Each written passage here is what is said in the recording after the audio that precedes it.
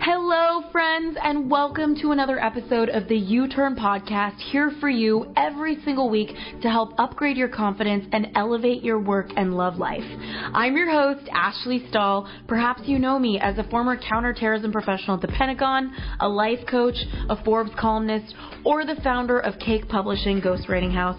We've got 4 free e-courses for you on uturnpodcast.com. That's YOUTURN podcast.com. So head on over there if you want to grab one of those to land a new job you love, find your purpose in the workforce, launch your dream business, or get more connected in your romantic relationships. And now let's get started with this week's guest. This episode is brought to you by Cake Publishing, Ghostwriting, Publicity, and Copywriting House. There to help influencers and entrepreneurs get their voice out there in a much bigger way. If you're ready to make a bigger impact, head on over to cakepublishing.com. That's CAKE publishing.com.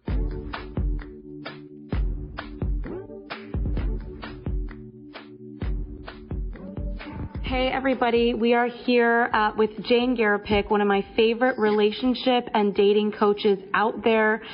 Jane has so much experience and an incredible blog that I myself found, and we're here to talk about why finding and keeping love can feel so hard. So this is for those of you single ladies and gentlemen who are looking for love, and also for those of you who are in relationships, kind of wondering deep down, or maybe it's not conscious, why things are feeling so hard. So Jane, before we get into all of that, can you tell us, well, first of all, welcome to the show. Thank you. Excited to be here with you. I'm so excited to be here with you, and I know that you've coached me a bit, and it's been really wonderful for me, so I'm curious to hear from you about like what got you here, because obviously a lot of the time we make our pain our message, and I'm guessing that you, and I know that you've had some pain with this. Yeah. Oh, yeah. So I spent the majority of my single life just chasing after the wrong men, and yet I didn't realize that they were the wrong men. So I had heartbreak after heartbreak after heartbreak. I mean, that was the story of my life. So, you know, when I finally figured out what was going on and met and made the changes I needed to make, and met my husband and the man who became my husband, and had kids. We've been married now, actually, this month. It'll be 16 years. What I realized was I had a message I wanted to share, because I didn't want any woman to go through what I had gone through. I was talking to different women who were single, and friends of mine who hadn't gotten married yet, who were still looking for that, you know, the elusive real love, right? Yeah. That great love elusive to me. Yeah. Oh, okay. To me too, for years. And yeah, I mean, this is just, I wanted to be married from the time I was like, you know, little. I mean, it was like, I wanted to be 18 and married. My sister did that somehow. And so I wanted to be like the one who did that. And for me, it was like, it was just one disappointment after another. And it always came back to, oh, it feels like there's something so wrong with me. And so, of course, my self-esteem got lower and lower and lower. And I tried to find love everywhere. I mean, I grew up in Vancouver, British Columbia, Canada. I moved down to LA, where you are. And, you know, I mean, I was everywhere. I was in Toronto. And one of the things I realized was I was taking myself everywhere. So I was a common denominator. So what was going on? You know, so, and that prompted me to figure out and dig deeper, which I'm going to get into all that. But basically, what I came to realize one night or one morning or whatever it was, when I had my, you know, I was looking at my husband. We had our 2 kids, and I thought, wow, like, how did I get here? You know, and I was like, I got to get this message out there, because when I looked back on all the men that I tried to make into the right ones, right? The ones where I did all the work, you know, the ones where you do all the work, the ones where you're trying everything, the ones where you're just hanging on, like, oh, please, you know, make this, he's got to be the one. He's so this, he's so that, so I'm going to stay longer, and I'm going to keep working at it. And I realized that every single one of those men that I tried so hard with, and that were so these one-sided relationships, none of them would ever have made the type of man who could be the husband and father to my kids that this man was. Yeah, and that's it's almost a scary thought, though, Jane, because I think a lot of people listening right now, if they're in a partnership, they're maybe thinking deep down, I think there's better for me, but here I am. And so that's a very scary feeling. And then there's the people who are single thinking, well, God, that's a high standard. How am I supposed to find that person that when she looks back on her life, this was definitely the right choice, and everybody else kind of pales in comparison. And, it's funny because we're talking about this now. I was actually just on Facebook, and I was telling you I'm here in Paris at my place. Yeah. And I was scrolling Facebook, and I saw that it was one of my friends' wedding anniversary, and every girlfriend of hers, including me, watched her walk down the aisle with a guy that we thought, oh, my God, she's so making the wrong choice. And their relationship was miserable, and they were just entering into a marriage that why would it change? And so I kind of looked at her picture and kind of felt sad for her life, thinking, wow, she could have married somebody that figured her out or loved her, I think, better. But it's okay. I trust that there's no such thing as a mistake, and we all learn what we're going to learn when we're going to learn it. But I'm so curious, when it comes to finding love and it feeling so hard, I know you have 4 steps. And you said the first one was to look at our programming. So I know some people here have done personal development listening and some haven't. So what do you mean when you say our programming? Okay. So, and right before I get to that, I just want to say I'm going to condense this down and make it easy because what you just described is looking at it as being so hard. I'm going to basically there was only one thing that I figured out and that changed everything. That I'm going to get to. I'm going to foreshadow that there. But what do I mean by the programming? Yeah, we get here by our programming. That is the number one thing that's working against us. That is why everything seems so hard. I mean, in a nutshell, it's our programming, because our programming tells us, okay, and for most of us who are attractive, successful women in our own right, most of what we have come to is, in fact, I would say all of it for many of us is our programming. Because, and what I mean by that, okay, succinctly, is that we are brought in, we are raised with this idea. Okay, the culture supports it, our family supported, everyone means well, but the cultural message is from the fairy tales, right, that we first read. It's that there is a perfect person out there for you, that there's a perfect person, and this person is just, everything you're looking for, and he is going to make you worthy. He is going to get, everything's going to fall into place when you meet this person. Right? So everything is about looking for this perfect person, and it's this idea of what this person is that we have been programmed with more than whether or not this is a reality thing, whether or not this is a real person, whether or not this is someone who is actually compatible with you. So there's a difference in the ideal you paint and what might be best for you, which sounds to me like an issue of knowing yourself really. You got it. Exactly. Hey. Yeah, that's what it comes down to. And I'll tell you, that's why, my coaching, most of my clients come to me getting over someone, right? They've just had this horrible heartbreak. That's what I came to you for, getting over someone. Exactly. Yeah. And you're not alone there. That's the number one thing, right? Because pain makes us take action, right? We don't take action when it's kind of sort of okay, right? Yeah. It's when it gets really painful, when it really hurts. That's when the wake-up calls come. That's when it's like, okay, I have to do something. And we get up our butt and we actually do something, because otherwise it's just too easy to just kind of, hang around there in that area of, well, maybe it'll get better with this. Maybe I'll just meet this guy, or, maybe. But when it actually, when we've had that heartbreak, it's bad. It hurts. So most of my clients, they come to me that way, and we work on that, but what it really comes down to underneath, and when they're ready, when they've gotten over this person enough, or they're starting to see enough, then we go back to you. We focus on the person, of you. It is about, because ultimately it's not about a guy. It's not about a guy. It never is about the guy, okay? It's always about us. It's always about how we feel about it, how we process it, how we have been programmed to process it, how we, it's everything about the lens that we are looking through. Okay, and that's why it hurts so much, is because usually it feels like the staunch rejection, right? Or it feels like our hopes dashed, right? It's this incredible story that we had that was going to become something and showed so much potential and so much promise. And so this is all programming, because programming says that we as women need to be, it's the classic fairy tale. It's the classic story that we're glued to on the screen, right? Because it's the story of the sensitive guy, right?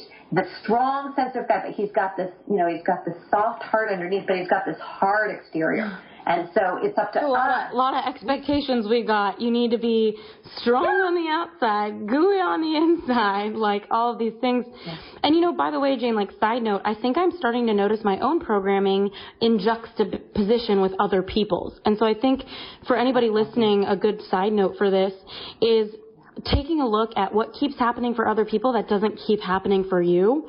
Usually that's a result of programming, right? Like my really good friend is constantly attracting men that want to commit to her. Like every time she turns around, every time I see her, it's like, how are we going to convince this guy to relax? Because she doesn't want to commit to him. Whereas my experience has been a lot of amazing men have come into my life, but they're afraid of commitment or they're nervous. And so I can't help but look at my own programming when I'm like, why have I had a string of guys that are this way and she's had a string of guys that are that way? And that has to do with programming. So I guess anybody listening, maybe take a look at, you can kind of get an idea on you when you juxtapose yourself against other people that you know closely. Absolutely. So tell me a little bit about, like, if anybody's listening right now and they're thinking about this, they're like, what is my programming? Like, how can they figure that out? Okay. So it really goes back to going back to who you were at about, as like a 7, 8, 9-year-old girl. Go back to those memories. Who were you? What memories stand out for you? What were you passionate about? What were you excited about? What were you, kind of figuring out who you were before all the programming took shape, right? When you felt like the world was your oyster, when you felt like you could be or do anything. What did you want to do? And maybe for some of us it started earlier than that, and you've got to go back earlier. But first of all, it's just having an idea in your head of who, and you can ask, this has been really helpful, ask someone, ask if you can talk to your mother or your sister or siblings or, friends or, any exposure you can get to who you were, any insight into who you were at that time before all these messages took hold, all this programming, will really give you some insight into where to go, where to start. So that looks like that's like around first grade. So asking your parents or even friends that you've had for life, like, what was I like, or do you remember what was happening for me in first grade? Because a lot of people are blocked on their memeries, and it's tempting sometimes to come up with sad stories, like, I'm blocked on my memories, something shitty must have happened that year, or, something traumatic. So people jogging their memory. Okay, and this could be any sort of event in their life, just to kind of place them. Just to place them, exactly. Just to get a feel, what we're, in contrast, so what does someone tell you, and you look at that and you're like, wow, what's the contrast to who I am now? Yeah. That's some real, so that's a place, exactly. That gives you a place to kind of look, and it might not be, it may be older, it may be, but look around before that programming took hold. Okay. Yeah, and I always tell people. And what I was going to say is so one of my programs that I have is, I called it Beautiful, Radiant, Confident You. And what it is it's basically unearthing, right? Excavating, peeling away the layers and discovering who you actually are. And I have lots of great exercises and just different steps in there and videos and everything on how to get to the root, quizzes, how to get to the root of who you are. Like who are you before that programming? Yeah. Right? Because that makes all the difference, because then the real you shows up. You discover who is the real me and who am I looking for? Because the number one thing we're doing wrong is we're looking, and this is, again, no fault of our own, it's just programming, but we're looking for men or, partners that would be compatible with the image of who we are. We've learned to Tell me about that a little bit, because I think that's really loaded. The image of who we are. Because I think that this is the elevator pitch. This is the resume. This is the bank account. This is the lifestyle. This is the appearance. So when you say image, what is that?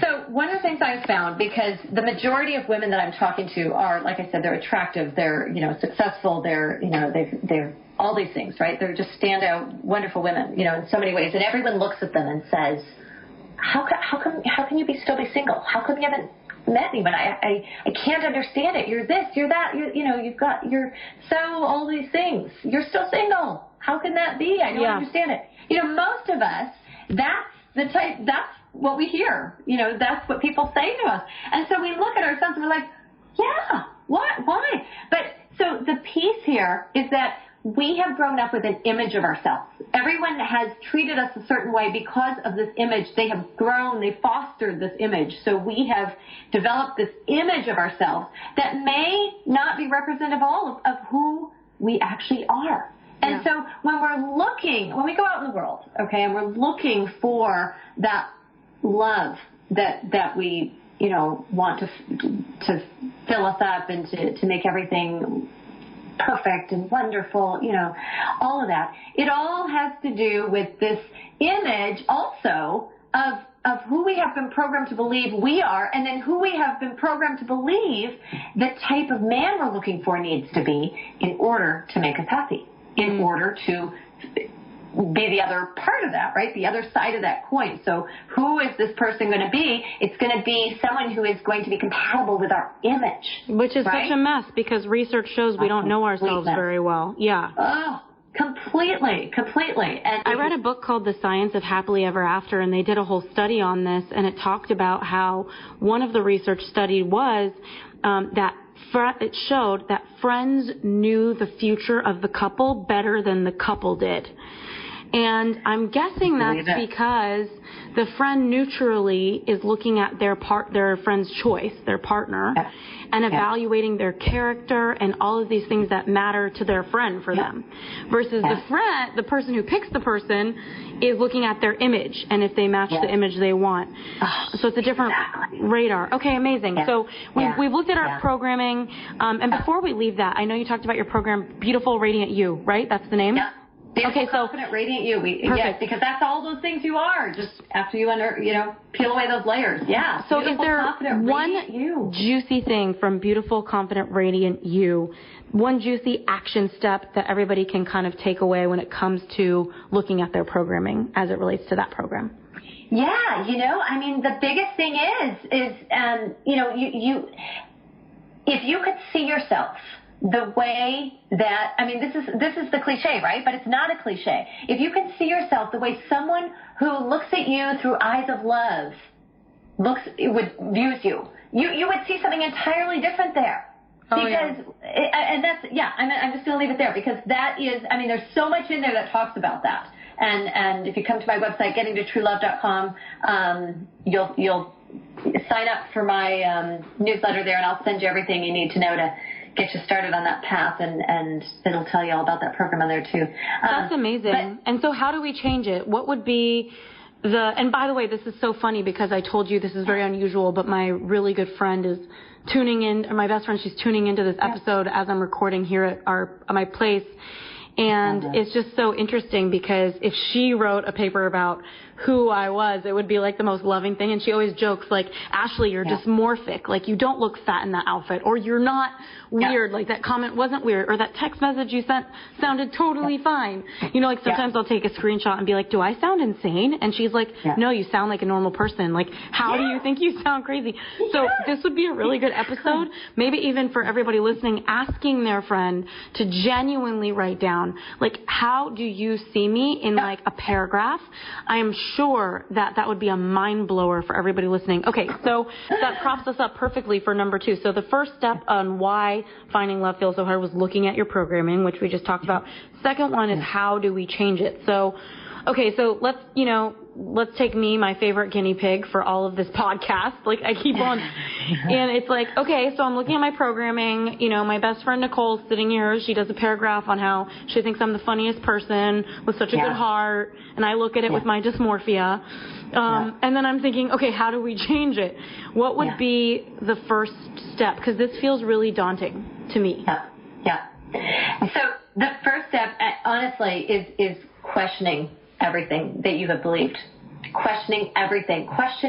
So you get this description she's written down in this paragraph. You look at that, right? And it's like, wow, is that really me? Wow, she sees me like this, but I see myself like this. There's a disconnect here. Is that really me? Am I really this? Can I really, is this really how I can be viewed, and how I can, is this the real me?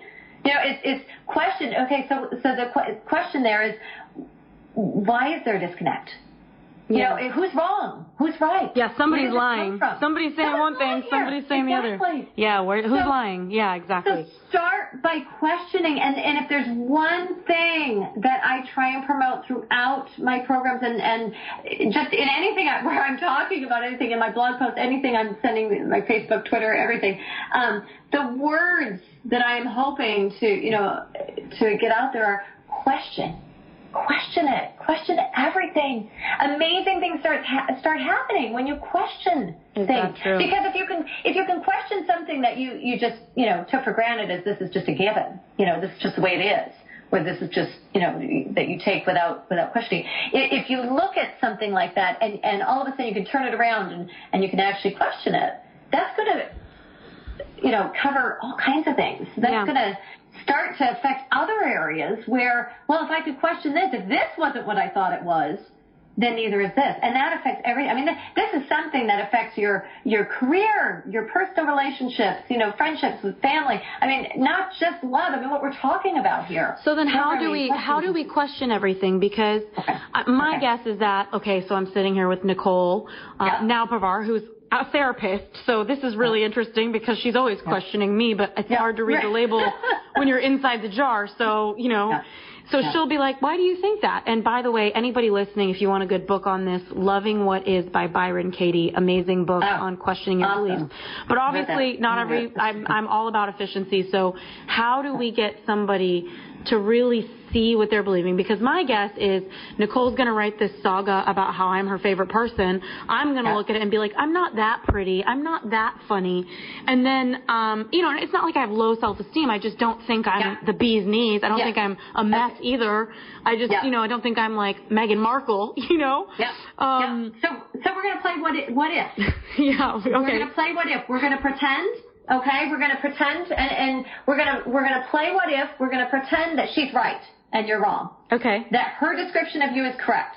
Okay, and you are going to go out in the world and you're going to practice that. So what if she's right? What if everything she wrote down about you is true? How are you going to present yourself in the world? What are you going to do? What's that going to look like when you go out in the world? How is that going to change the way that you present yourself, the way that you talk to someone, the way that you interact with someone, the way that you feel about yourself when you're on a date? My ego would be through the roof because she just literally positively and reinforces everything. I would be like, I'm the shit, like lucky everybody.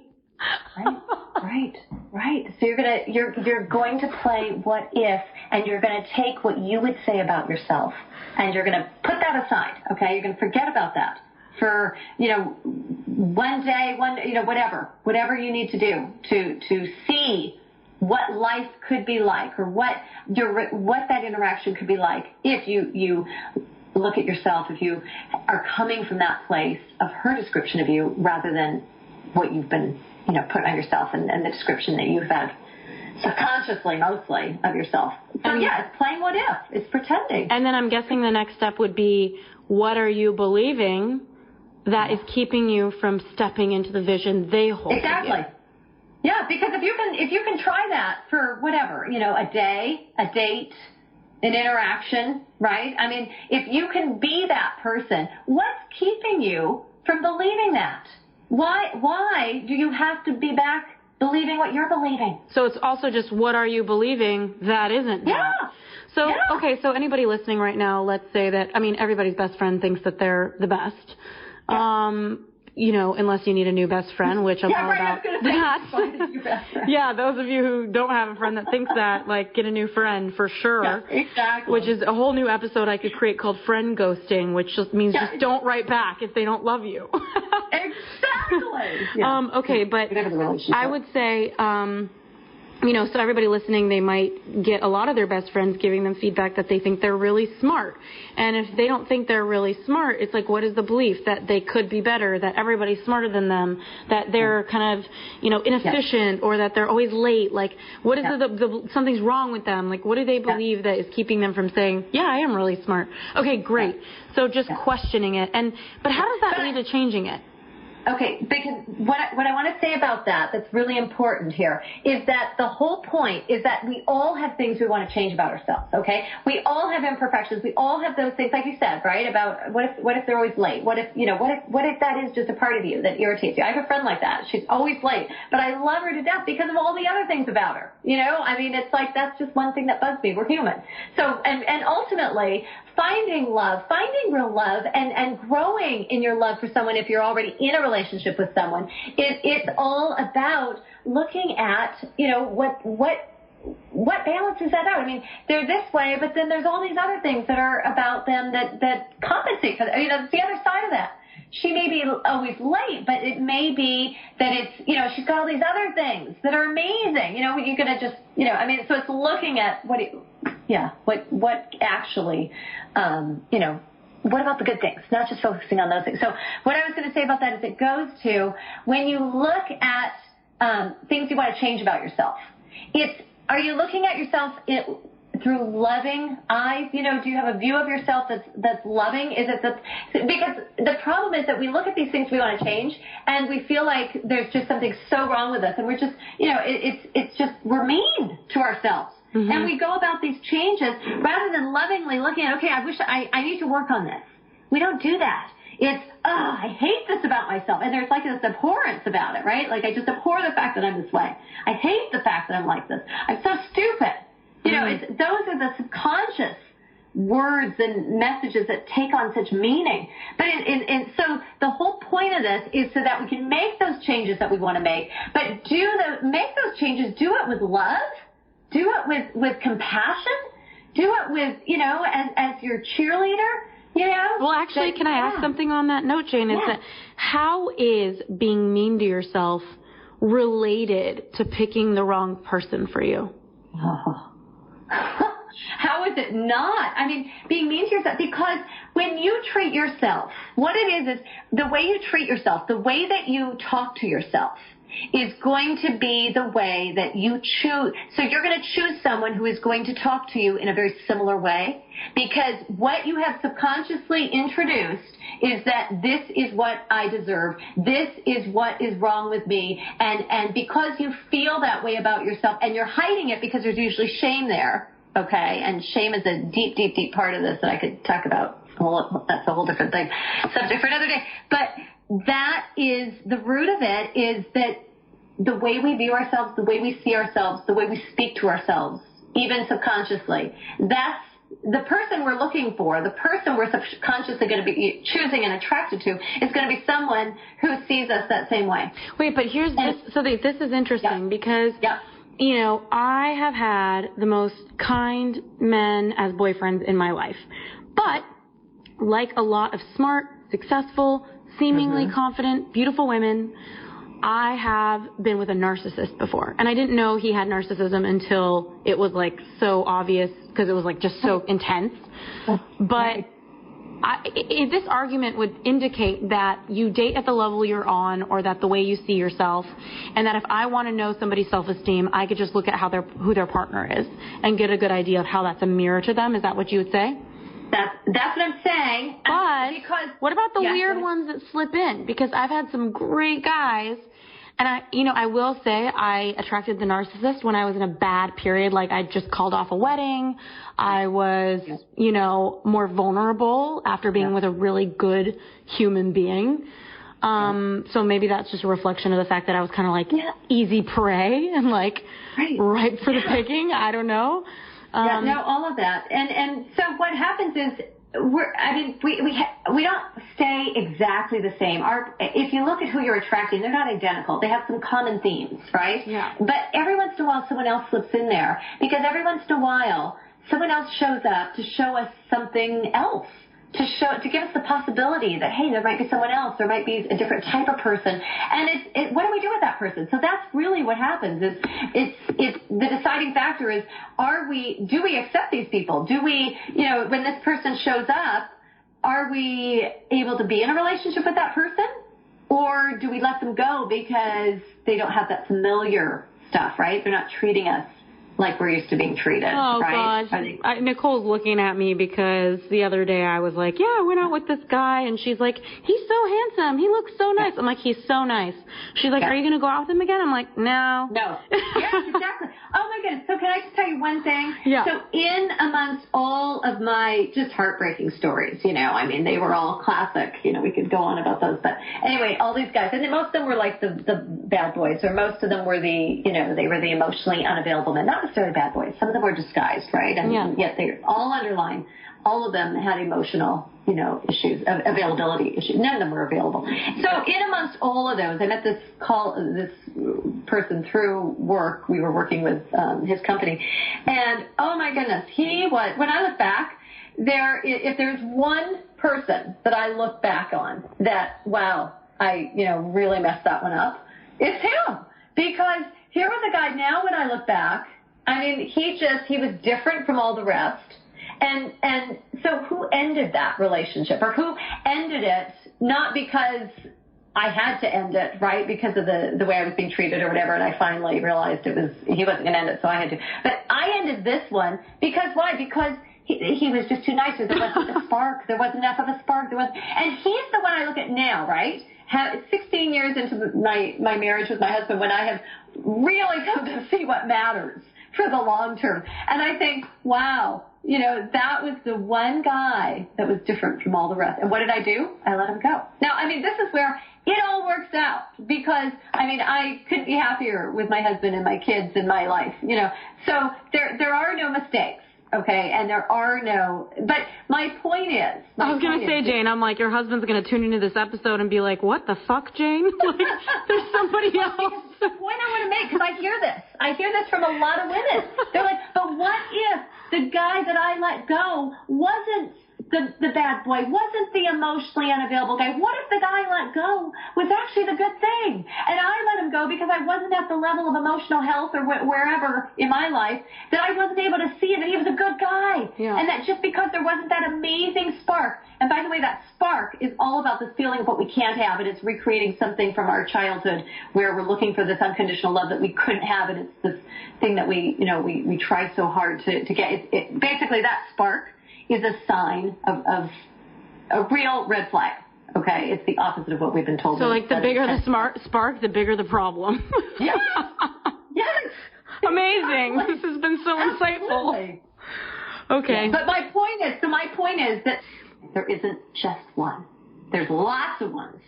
That's abundant. That's an amazing thought. Well, and this is making me think a lot, because when I was a kid, my dad was always really busy, and he was really anxious about work, and he was a great dad, but he was an anxious dad. And so there's a level of him not being available emotionally to me, because he was in a bit of chaos. And so it's interesting, because there's so many men from my recent history that are like, I'll see you soon, babe. And the next thing I know, he's like, oops, got a trip to Moscow this weekend. Oops, got to go to Israel. Oops, got another business trip. And I'm like, goodbye forever. Like, so this is, I've played the same thing out, and I'm aware of it, which brings me to, changing it. So do you believe it's just that awareness and that questioning it, and then also, you've changed it when the good starts to come and the universe starts to calibrate with you. They throw you new options, new patterns, and you start to say yes to those. That's amazing. But it's tough, because everybody wants a spark. So how do you say yes to somebody that you don't feel a spark with? So you don't say yes to them. You say, let's see. You say, I'm going to try this out. You don't write someone off right away. Okay. You get to know them a little bit. Because what you're seeing now, this is the programming. We've been so programmed to look for what matters now. And now is someone who's hot, someone who we have this incredible chemistry with. So, I mean, this is the thing of everything we have ever read and everything we have ever watched.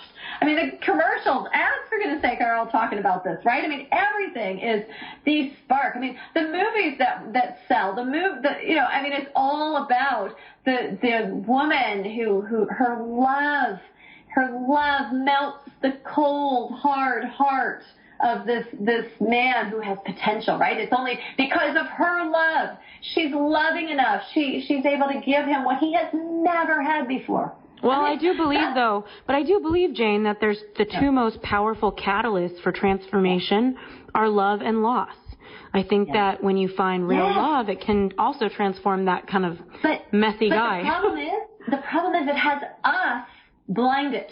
Yes. It doesn't have him awakened nearly as much as it has us blinded. Mm-hmm. And so the problem is we start making more and more concessions, and we start making more and more allowances, and we excuse more behaviors while he's getting all this love, and he's being primed for, this is the perfect opportunity. It's the catalyst for change right there. Yeah. But more often than not, what's happening is in that time that he is just reveling in this love and just starting to, and maybe starting to think, wow, this could be something. I could change for this because this love is amazing and incredible. But it's what it does to us while we're waiting for that to happen. That's the concerning part. Yeah, okay. This is interesting. That's the part we miss. And because, love can conquer all, but only if both people, wanted to. Yeah. Only if both people are choosing that. And the problem is that what is happening to us in that process is just so much more detrimental than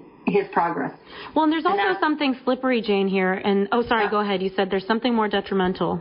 Well, and it's what it's doing to us. It's the fact that we start thinking, this is the love. I just need to love him more. And we start seeing little strides. So we see little things, and we see those as, wow, this is huge. It's moving. Yeah, and it's not. Yes. So that's the lie we all buy into is we see a little progress and we make a story that the transformation is around the corner without realizing that it's possible that this progress is it. And that's it. Also, what this makes me think a lot of, and I just totally forgot my thought. What was it? It was, just somebody saying that they want to change or they want to do the work. I have found in my coaching practice, working with people on life coaching, career coaching, business coaching, every now and again there's somebody who invests in working with me where I think, wow, they really believe that paying the dollars is what's going to make the transformation when the transformation is doing the work after they pay me the dollars. And so I found that there's still people who think they want to change, but they actually don't.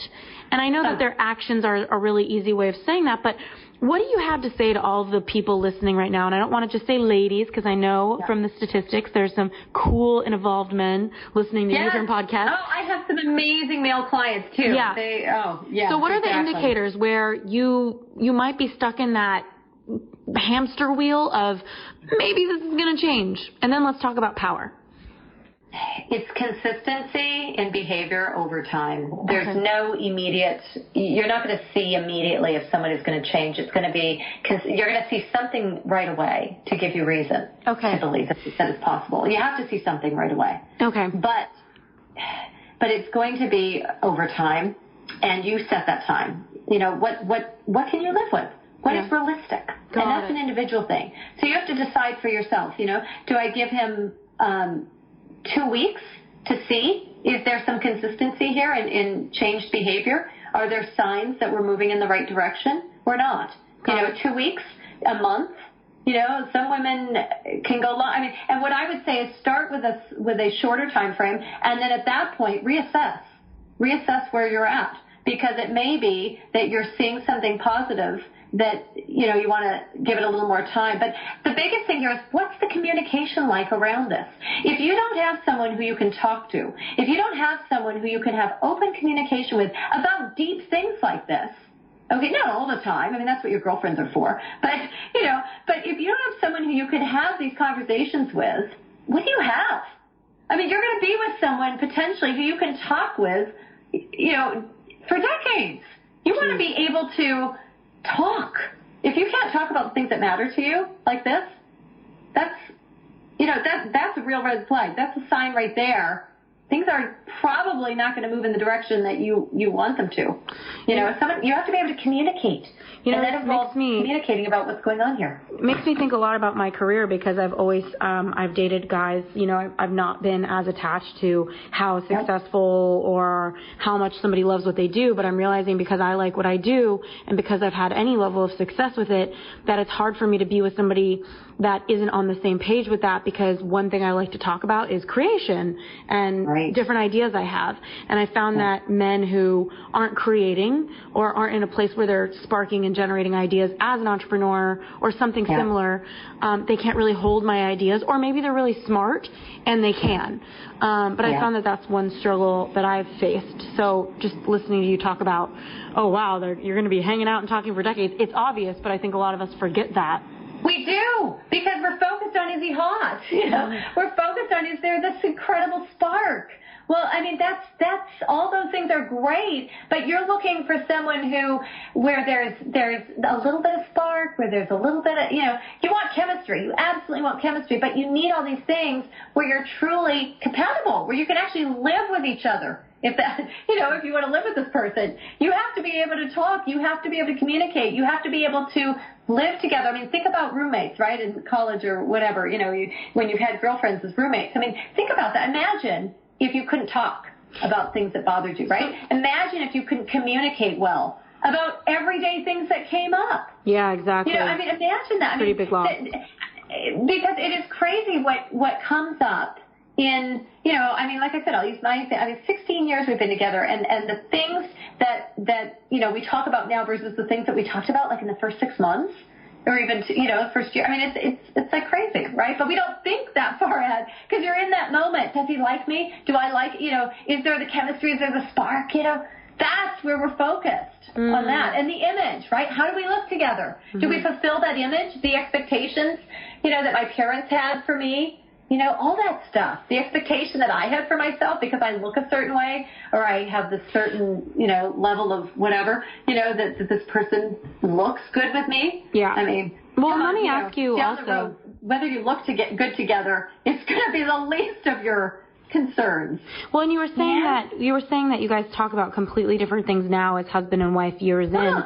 What's the difference? Has it gone deeper? Because I think a lot of people believe that, you can only talk so much, and then after that, it's kind of like you're doing the dailies.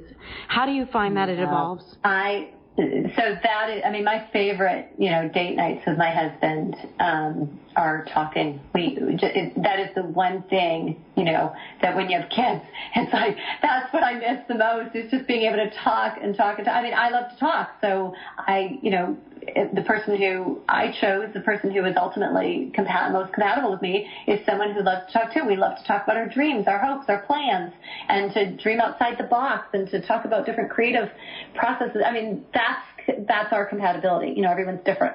But for me, the number one thing that I, my perfect date night is just being able to talk. Without interruptions, and just being able to just have those deep conversations together. So, they go deeper. There's all kinds of mundane things you talk about, but it's those deep conversations, that's the heart stuff. That's the deep, the real stuff that's there that really reveals who you've got. Who the two people are. And what about, getting to know somebody? Because I think accessing that depth, I found personally that my deepest connections, I've lately happened to have the wrong impression of them. So, how do people decide when to give it a green light, when to give it a red light? It's almost counterintuitive, but you really have to be wary of the guy who just talks too much in the beginning, the guy who's super deep in the beginning. You really have to be wary of that guy. You actually want someone who's more surface in the beginning, because you want and not surface by fake, but someone who goes super deep in the beginning is definitely someone to proceed with caution with, because he doesn't know you. He doesn't know you. You're just getting to know each other. There needs to be a time and a place for that, and it's not in the very beginning. It's not right there before he even knows if it's safe to talk to you, before you even know if it's safe to talk to him. Because what happens is when a guy starts talking like that, we let down our guards, and we're like, wow, we can talk deep too. And you end up having this relationship that's just so out of proportion with the actual relationship you've just met. Yeah, it can't hold. We love that. It can't hold there's no foundation to hold the depth. Okay, so number 3 was power. So why finding love feels so hard? First, we got to look at our programming. Second, we look at how to change it. And third, we look at power. I know we've got just a little bit of time left. I would love for you to talk to us about that. Yeah. So, and the thing with power is that usually we don't realize that relationships are all about power. They're all about power, and we don't realize it because it seems like it's just a relationship, it's just about love. But what happens is when we go into a relationship, we either hold on to our power or we lose our power. We rarely ever gain power, and that's not really the point here. The point is just to bring out what is consciously going on behind the scenes out into the open, so we can actually look at what's going on here. Because typically what happens is we give our power away. Okay, that's what typically happens. We go into a relationship, this guy has all that, we right away put him up on that pedestal and think, wow, this guy's choosing me, this guy wants to be with me, and he's got so much to offer and so much, and we look at him and we forget, wait, what about me? What about me? What have I got to offer? What have I got to give? That's not the focus. We focus so much on him that we forget ourselves, and we start losing our own power there, and we start forgetting that, wait a second, I'm an equal with this guy. And if I'm not an equal, if I don't feel like I'm an equal with this guy, why? Is it because he has this, he brings power to this relationship with him, that there's no room for my own, that there's no room for equals? And that would be a red flag, because then he's looking for something where he calls all the shots, where he's the one who sets the bar, where he's the one who basically sets the terms. Okay, so and that's a slippery slope to go down, where you start walking through this relationship, being in this relationship on his terms, and forgetting that you might have your own terms, you might have your own boundaries, and all of a sudden it becomes deferring to him and deferring to his terms, even if they're not spoken out loud. Or what do you think creates that? Like, why does this happen? So this happens because, again, we get excited. Because we get excited when someone chooses us who is attractive, who is desirable, who has everything that we have on our list, right? The check boxes. When he meets those on the surface, we get super excited, right? We finally have someone we can bring home to our parents and introduce, after they've been sick. Why are you still single, right? And all this other stuff. We finally have someone to go to that party with, and again, this is a very cultural thing. I mean, it's our culture, right? Says, if you're with a man, and he's a good man in terms of status and all this other stuff, then you will have higher status. You will be a better, you will be worth more, essentially, is the message that we've gotten, is be with a guy who's got all these different societal check boxes that you can check, and you will be perceived as having more worth. And that is just something that most of us don't realize is going on behind the scenes, and it's all about power. It's trading our power to be with someone who gives us this feeling of being powerful because we're with them. And yet we lose our power in that because we start deferring to them. We start forgetting that we have a say here. We start looking at them instead of remembering who we are. And we start losing ourselves in this person. So by power, don't do that. Remember, you are your own woman. You're going to be the same woman before or after him, regardless of what happens here. You bring what you bring to this relationship, and that is your beautiful power. We forget that. We discredit it, or we just, it becomes this, where we're down here and he's up there, and it's so subconscious that we do that. But it's why we start excusing behavior. It's why we start making excuses for him and being so understanding of everything that he's got going on in his life. That would mean, if he doesn't call us when he said he was going to call us, or if he doesn't, if he changes plans at the last minute, or makes last minute plans when, without thinking them through. How do you want to be treated? Yeah. Well, what I think also is that what I've come to realize over these months, not that I'm clearly a guru on this, but I found that for me, finding the right one so far, I think I'm getting closer to it because I'm quicker at saying no. Yeah. And it's not about, I'm starting to feel like it's not about me finding the right one. It's just about me not occupying myself with the wrong one so that my energy is available. And so it's kind of just like saying no every time something feels like a no. I'm a bit ruthless about it, not in a way where I'm unkind, but in a way where I'm quick to say no. So lately I've had to slow down. That's been my healing, and say, let me get to know you and make sure that this is a no. Great. Yeah. The only reason that you would delay saying no is if you have someone who is incredibly kind, incredibly compassionate, incredibly creative, incredibly just the character stuff. That compassion, kindness, those need to be right up there. That's why you might delay with someone, okay? But finding this elusive love that we're looking for, whether we're in a relationship or not, it really comes down to looking at what we don't want.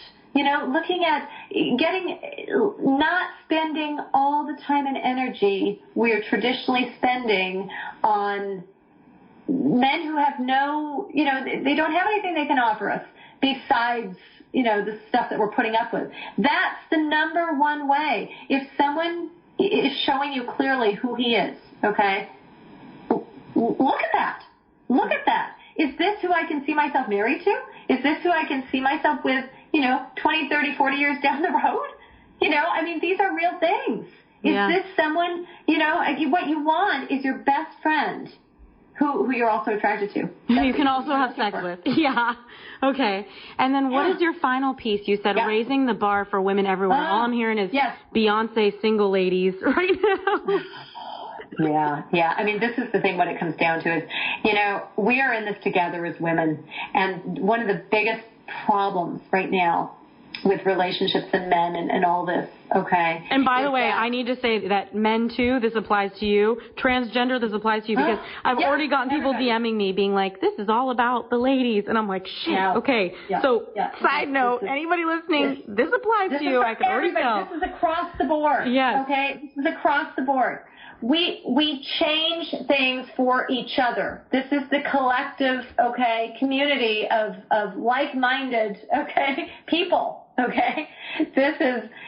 we change things when we refuse to settle for behaviors that just aren't okay with us. Okay, so the problem is you have the guy who is with some woman, she sleeps with him right away, and he treats her horribly, and she's in here emotionally now, right, connected, and she keeps thinking he gives her the surface promises, or he's, comes on the way he does, and she starts believing, if I just hang on a little longer, just keep giving what he wants, just keep being this amazing, sexy, attractive, desirable woman, that he's going to come around, right? Well, that serves no one, okay, because what it does is it means he doesn't have to do anything to get what he wants. He doesn't have to do anything. He doesn't have to make the effort. He doesn't have to, and so we're just doing ourselves all a disservice, because if she decides she's had enough at some point and she says, okay, I'm done, is that going to change him? Is he going to look back and see what he lost, or is he going to go with his programming, and is he going to go and just find someone else because he's going to find someone else who will accept that behavior? This is my point. We need to be clear on who we are. We need to be clear on the fact that dating and relationships and meeting men and meeting, not just men, but meeting our, the love, whatever that love looks like with whatever, whoever that is with. It's not that hard. It's that we make it hard with our programming. It's that we make it hard with the way that we have been traditionally doing the dating thing and the relationship thing, and the way we've been looking at it, the way we've been not able to see the programming that brought us here in the first place, focusing more on another person than focusing on ourselves. And so what we need to do with that is we need to look at it as, okay, I'm going to raise the bar for each and every person that comes after me, because I am not going to settle for certain kinds of treatment. I'm not going to allow someone to treat me this way, because when I do not allow someone to treat me this way, I change it for the next woman who comes along, or the next person, because he is then not going to be able to treat that person the same way and get away with it. And it's a collective thing. And I guess if that fails too, you can get Judge Ashley / Judge Judy in your back pocket, and I'm slapping everybody's wrist, don't put up with that anymore. So I'm glad it's the number one thing you can do. Don't put up with something that you would not want your best friend to be putting up with. You get what you put up with, people. You don't get what you attract. You get what you put up with. Because we're talking about changing the way that people are treated in relation. This is the way we end abuse. This is the way. It's on so many levels. When we start small with just standing up and saying, no, this is not okay. And it's even recognizing that it's not okay with us, right? Because so often there's a behavior and we're like, okay, well, but he had this bad relationship. He had this, he had this abusive relationship. His dad, whatever, he had this really tough upbringing. All the sad stories. Oh, he has trauma, and now that's why he's treating me like shit. It's like, okay.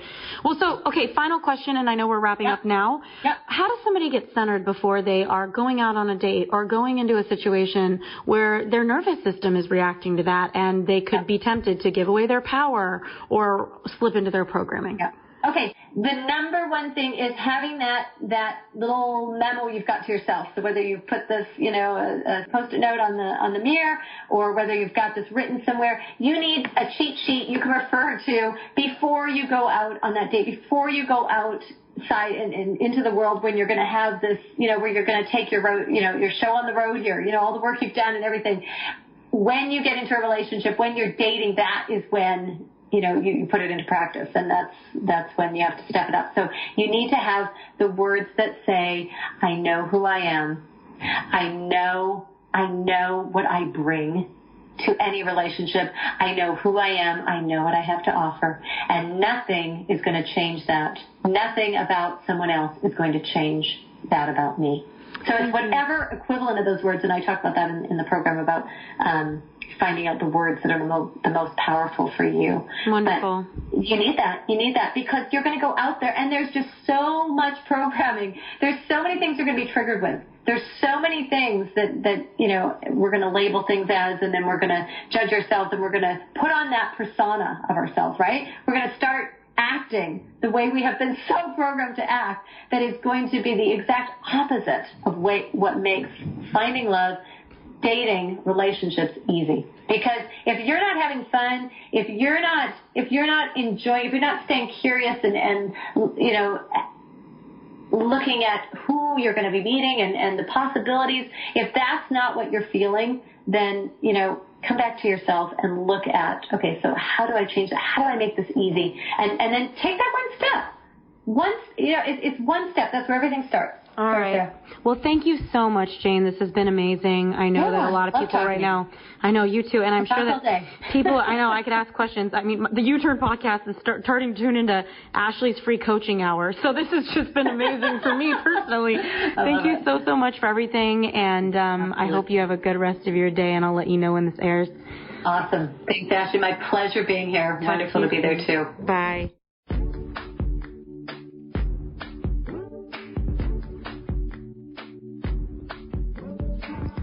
Hey there, it's Ashley Stahl here, and I'm having so many different thoughts after this episode with Jane Garapick, mostly just about, first, the thought of trauma. So I think a lot of us have programming, and that's something that she talked about in the episode, and typically that's something that our belief system is formed. I know that children are very suggestive, and our beliefs about the world and how we see things and the meaning we make of them are often formed by the time we're anywhere between 7 years old and 12 years old. But I've heard that anything after that in psychology is considered trauma.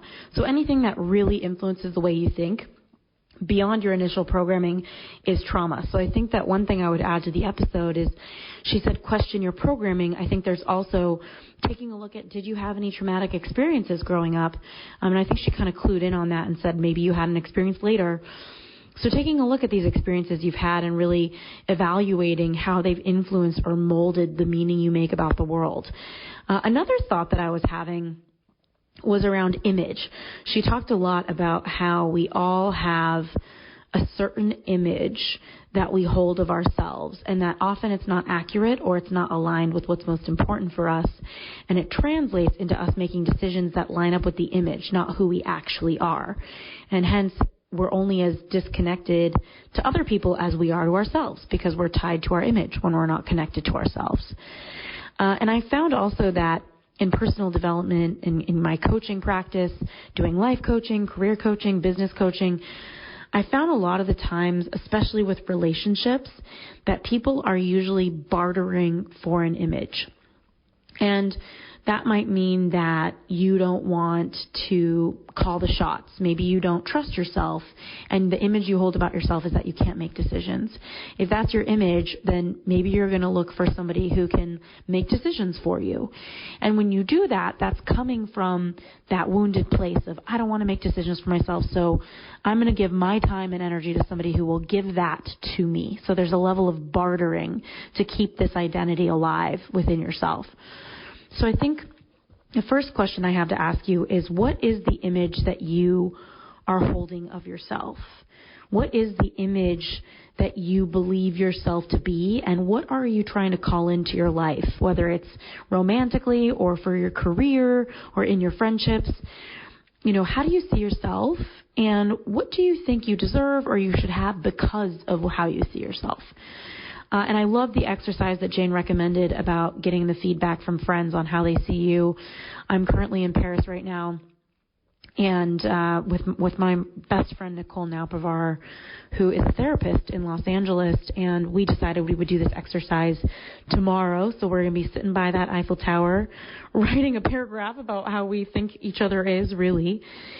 And what really struck me is that if what your friends, your closest people to you who love you, see you, what they say about you and how they see you is really true, then how would you be different in the world? If you really believed how they see you is true, how would you operate differently in the world? I think it's just a question to be with.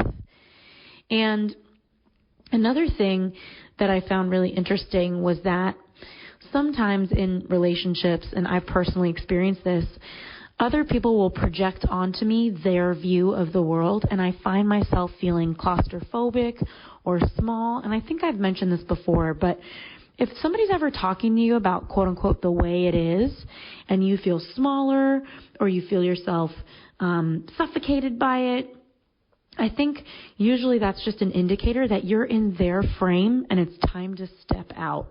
And what I mean by that is you're in their way of seeing the world, their matrix, their belief system, their programming, their trauma. And if it feels small to you, if it feels constricting to you, that just means that your beliefs in that area might be more expansive, they might hold more possibility, and it's just an indicator for you to step out.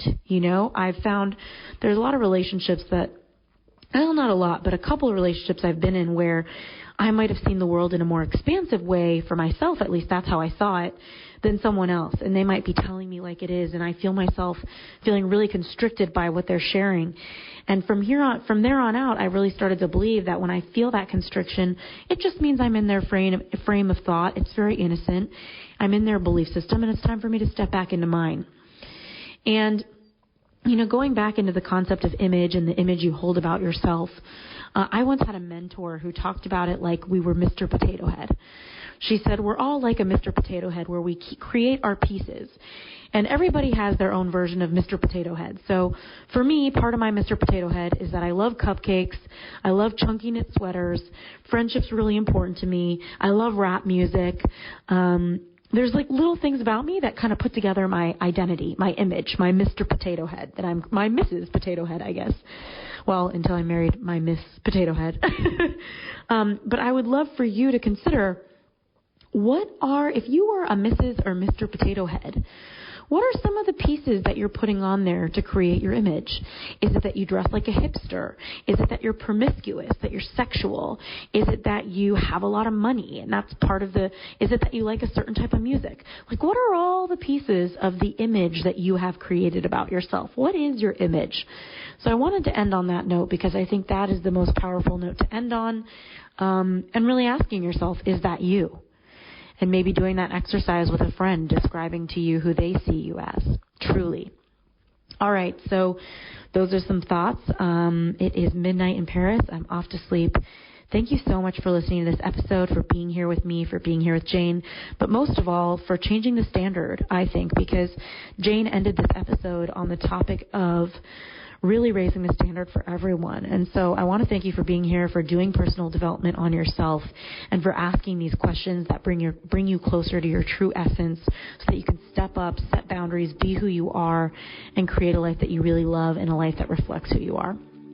All right, this is Ash signing off. I hope you have a great day.